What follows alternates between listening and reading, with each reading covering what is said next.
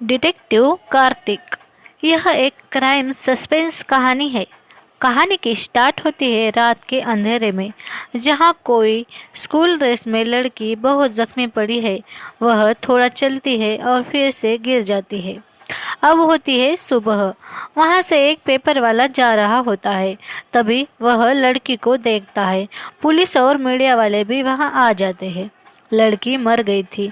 तभी डिटेक्टिव संध्या कहती है, यह खून है और ये लड़की यहाँ नहीं मरी। वो यहाँ जख्मी हालात में आकर बाद में मरी है। किसी ने उसका खून किया है। संध्या पेपर वाले से भी पूछताछ करती है। उस लड़की के माँ बाप से भी मिलती है। अब मीडिया वाले स्कूल प्रिंसिपल से सवाल पूछते हैं। कहते हैं, ऋषिता स्कूल यूनिफॉर्म में थी और स्कूल के पास के जंगल में ही उसका मर्डर हुआ है। प्रिंसिपल मीडिया वालों को टालते हुए निकल जाता है। संध्या पर नजर रखे कोई है। वो संध्या के पीछे ऑफिस तक आ जाता है। अरे, ये कोई आशिक है जो संध्या पर मरता है। दोस्त आता है। वह कहता है, ऐसा क्यों उसको देख रहा है? वो फोन पर बात कर रही है। लग रही है किसी लड़के से बात कर रही है। अब संध्या आती है ऋषिता के स्कूल। वहाँ ऋषिता की पूछताछ करते हैं तो स्कूल की मेड कहती है, ऋषिता टॉपर स्टूडेंट थी। नेहा हमेशा उससे जलती थी, ऋषिता से नफरत करती थी। संध्या प्रिंसिपल के पास आती है। सीसीटीवी फुटेज मांगती है, पर प्रिंसिपल कहता है सीसीटीवी खराब है। अब अन्य टीचर से संध्या को मिलवाता है। संध्या नेहा से मिलना है कहती है। तभी पता चलता है वह 2 दिनों से स्कूल नहीं आई। अब संध्या नेहा के घर जाती है। उसके पास से पूछताछ करती है तो वह कहती है, नेहा पहले पढ़ती नहीं थी, पर निशिता को देख वह पढ़ने लगी। संध्या की फ्रेंड उस आशिक को देखती है और उससे कहती है, संध्या का पीछा मत करो, वह तुमसे प्यार करने वाली नहीं। और बातों बातों में वह कहती है, संध्या 3 दिनों से लापता है। अब आशिक कार्तिक डिटेक्टिव ऑफिस में जाता है तो वहाँ का मेन बॉस उसे पहचानता है। कहता है, कहाँ गए थे बिना बताए? तब कार्तिक कहता है, संध्या मिसिंग केस में हैंडल करूँगा। यहाँ पता चलता है संध्या की जगह पहले डिटेक्टिव कार्तिक ही था। अब कार्तिक आता है ऋषिता के स्कूल में। प्रिंसिपल से बात करता है। प्रिंसिपल टीचर से कार्तिक को मिलवाता है। ऋषिता के क्लास में आता है। नेहा बहुत डरी हुई थी। कार्तिक ऋषिता के बेस्ट फ्रेंड से पूछताछ करता है। कार्तिक को नेहा पर थोड़ा डाउट आता है। कार्तिक ऋषिता के घर आता है। उसके पिता कहते हैं, ऋषिता को उस दिन स्कूल मैंने छोड़ा, और स्कूल वाले कहते हैं ऋषिता स्कूल में नहीं आई। अब कार्तिक के दोस्त हरि को संध्या की सहेली पल्लवी कहती है, मैं कार्तिक से प्यार करती हूँ। मुझे लगता था वो मेरे पीछे है, पर वो तो संध्या से प्यार करता है। हरि, कार्तिक और पल्लवी संध्या के केस से ऋषिता का मर्डर केस जुड़ा है यह सोचते हैं। कार्तिक कहता है, ऋषिता को उसके किसी क्लासमेट ने ही मारा होगा। यह तीनों ऋषिता के रिलेटिव से बातें करते हैं। वह कहते हैं, ऋषिता बहुत ही होशियार थी। हमारे बेटी को भी हम उसकी तरह बनाने का सोचते थे, पर हमारी बेटी पढ़ाई में कम और डांस में ज़्यादा ध्यान देती है। कार्तिक को स्कूल के प्रिंसिपल पर ही डाउट आता है, क्योंकि प्रिंसिपल ट्यूशन भी लेता था। प्रिंसिपल कार्तिक पर ही गुस्सा होता है। हरि कहता है, नेहा पर भी डाउट है। कार्तिक अब ट्यूशन जाती नेहा का पीछा करता है। नेहा घबरा कर आगे जाती है। तब यह तीनों नेहा से बात करते हैं। नेहा रोती है, कहती है, मेरे पेरेंट्स को भी ऋषिता अच्छी लगती थी।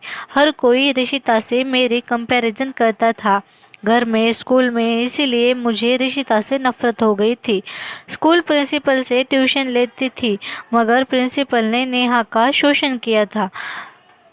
अब नेहा इन तीनों को कहती है। अब ये तीनों प्रिंसिपल के घर आते हैं। कार्तिक प्रिंसिपल को बहुत मारता है। प्रिंसिपल कहता है, मुझे एक बीमारी है जिसमें छोटे बच्चों को देखकर ही मैं अट्रैक्ट होता हूँ।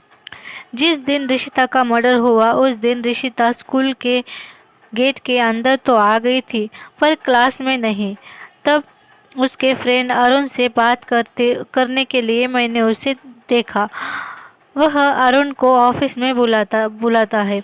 अरुण को ऋषिता के बारे में पूछताछ करता है तो अरुण कहता है मार डाला उसे। यहाँ पता चलता है अरुण ऋषिता से प्यार करता था, पर ऋषिता उसे बेस्ट फ्रेंड ही मानती थी। उस दिन वह दोनों ही जल्दी स्कूल में आए थे। अरुण ही ऋषिता को जंगल ले गया था और उसने ही ऋषिता को मारा था, प्यार ठुकराने की वजह से। अरुण ने ये सब प्रिंसिपल से भी कहा था। प्रिंसिपल बहुत डरता है, पर अरुण प्रिंसिपल को ही ब्लैकमेल करता है नेहा को लेकर, क्योंकि उसके पास प्रिंसिपल और नेहा के वीडियो थे। अब दिखाया जाता है अरुण और प्रिंसिपल दोनों को पुलिस पकड़ ले जाती है। कार्तिक नेहा के घर आकर नेहा को उसके पेरेंट्स को भी डांटता है। उन्हें भी अपनी गलती का एहसास होता है। ऋषिता का केस तो क्लोज हो गया था, पर संध्या अभी भी लापता ही थी। अब कार्तिक सीसीटीवी फुटेज देखता है तो पता चलता है संध्या किसी को फॉलो कर रही थी। संध्या की सहेली कहती है वो एक बार में हमारे गाड़ी से टकराया था, बाद में वह कहीं जगह दिखता था। कार्तिक को अब एक कॉल आता है। कार्तिक निकल जाता है। वह पल्लवी के घर आता है तो पल्लवी नहाकर टॉवेल लपेटी हुई थी। वह कार्तिक के बारे में ही सोच रही थी। तभी हरि आता है, कहता है कार्तिक नेहा के पीछे पागल है, वह संध्या को ढूंढ रहा है, चलो। अब जिस लड़के को संध्या फॉलो कर रही थी उस लड़के के घर आते हैं तो पता चलता है वह लड़का मर गया। प्रशांत के पिता तीनों से कहते हैं हमारा बेटा बहुत होशियार था, पर कुछ दिनों से वह बदला बदला लग रहा था और उसने एक दिन जहर खाकर सुसाइड कर ली। अब कार्तिक प्रशांत का फ़ोन मांगता है, प्रशांत के दोस्तों से मिलता है, उनसे पूछताछ करता है। अब प्रशांत के मोबाइल से एक वीडियो मिलता है। कोई लड़की उस वीडियो को लेकर प्रशांत को ब्लैकमेल कर रही थी। अब यह तीनों उस लड़की को ढूंढते हैं। उस लड़की के घर आते हैं तो पता चलता है वो लड़की तो 3 महीने पहले ही मर गई थी। अब प्रशांत के दोस्तों से उस लड़की के बारे में पूछताछ करते हैं। तभी एक दोस्त कहता है मैं भी इसी वेबसाइट पर हूँ और मैंने भी एक लड़के से चैटिंग की थी। अब उसे भी प्रशांत की तरह ही ब्लैकमेल किया जा रहा था। अब वह तीनों उसे लेकर ब्लैकमेलर ने कही हुई जगह पर आते हैं। वह लड़का कॉल करता है तो वह कहती है पैसे डस्टबिन में डाल दो। वह पैसे डस्टबिन में डाल देता है। अब प्रशांत के मर्डर केस की यहाँ सुलझाई होगी यह सोचते हैं, मगर अब वह देखते हैं पैसे आखिर उठाएगा कौन। तो दीवार के पीछे से किसी ने पैसे उठा भी लिए थे और इनको पता भी नहीं चला। कार्तिक बहुत परेशान होता है। वह सोचता है आखिर यह कर कौन रहा है। अब वह एक लड़की को ढूंढते ढूंढते एक जगह आते हैं। दुकानदार कहता है वह लड़की मर गई कुछ दिन पहले। अब ये तीनों वह वीडियो गौर से देखते हैं तो कार्तिक कहता है ये वीडियो फेक है, किसी ने क्रिएट की है ये वीडियो, ये सब एडिटिंग है, मरी हुई लड़कियों का इस्तेमाल हो रहा है।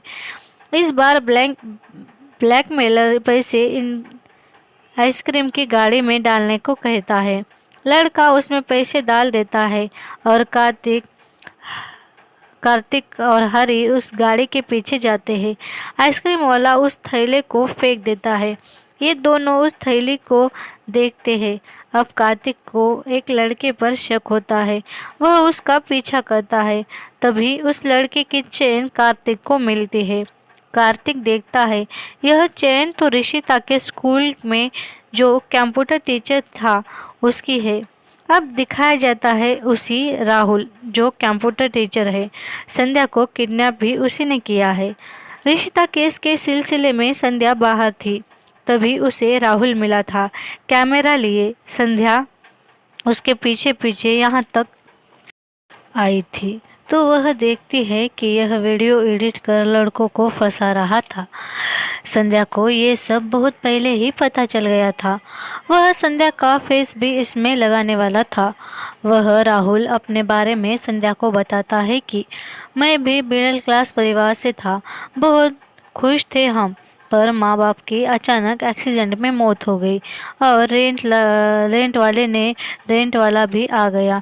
पैसे की कमी थी और बहन को भी संभालना था। तब पता चला कि बहन के दिल में छेद है और उसका ऑपरेशन करना होगा।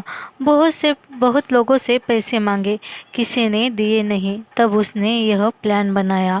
अब संध्या को यह सब बताता है, कहता है वो लड़के पागल थे लड़कियों के पीछे, मैंने उनका फ़ायदा उठाया, मेरी फैमिली तबाह हो गई, मुझे किसी ने मदद नहीं की। सब लोग खुद के बारे में सोचते हैं, मैं क्यों किसी और के बारे में सोचूं। अब यहाँ आ जाता है कार्तिक। उसने लॉकेट से पता लगा लिया था राहुल के बारे में। राहुल को भी अरेस्ट कर लिया जाता है। अब इन सब के बीच तो वह संध्या और कार्तिक की लव स्टोरी यहाँ पता चलता है। कार्तिक ने कभी संध्या का पीछा ही नहीं किया था। कार्तिक तो हमेशा से ही पल्लवी से प्यार किया करता था। वह हरी को ये सब बता रहा होता है, तभी पल्लवी आकर कार्तिक को प्रपोज करती है और ये कहानी यही ख़त्म हो जाती है।